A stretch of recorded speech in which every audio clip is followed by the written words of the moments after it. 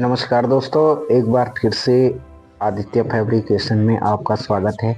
और दोस्तों, आपको बताऊंगा कि अपोलो के पाइप में चौखट कैसे बनाते हैं।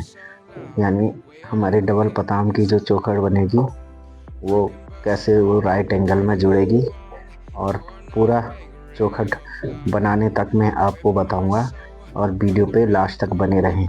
जो हमारे भाई अभी नया नया फैब्रिकेशन का काम शुरू कर रहे हैं या फैब्रिकेशन का काम सीखना चाहते हैं, तो मैं आपको बता दूं कि आप वीडियो को लास्ट तक देखो, और स्टेप बाय स्टेप आपको बताऊंगा कि चौखट कैसे बनती है।